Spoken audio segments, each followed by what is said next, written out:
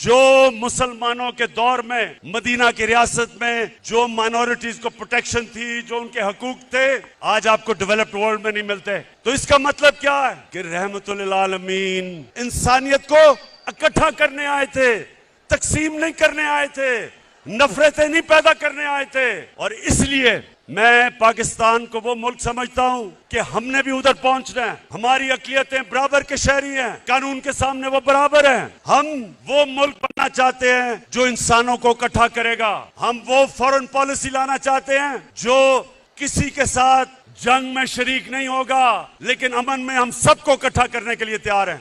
मेरे पाकिस्तानियों, हम वो पाकिस्तान बनाना चाहते हैं जिधर एक कमजोर से कमजोर आदमी को पूरी तरह हमारा इंसाफ का निजाम इंसाफ दे।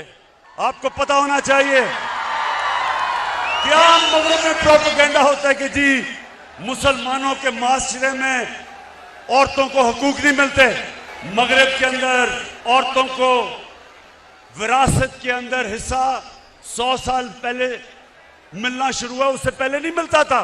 इस्लाम के अंदर कुरान और हमारी नबी सल्लल्लाहु अलैहि वसल्लम की सुन्नत 1500 साल पहले तकरीबन उन्होंने हमें हमारी औरतों को हकूक दिए थे विरासत में। तकरीबन 70% औरतों को पाकिस्तान में विरासत में हकूक नहीं मिलते।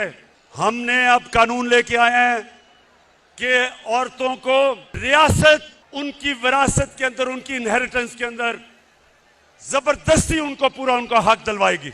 जब नबी सल्लल्लाहु अलैहि वसल्लम ने मदीना की रियासत संभाली तो गुलामों के कोई हुकूक नहीं थे। मुसलमानों के दौर में गुलाम बादशाह बन गए। हिंदुस्तान में गुलामों ने हुकूमत की, मिस्र में गुलामों ने हुकूमत की, क्योंकि नबी का फरमान था कि उनको एक घर के फर्द की तरह रखो। जो मैं मदीना की रियासत जिस तरफ हम सफर पर निकले हुए हैं, मैं ये चाहता हूं कि हम घर के मुलाजमों को, उनको भी उसी तरह रखें, उनको भी अच्छा खाना दें, उनके भी हुकूक रखें। वो भी इंसान है। ये हमारी नबी की सुन्नत है।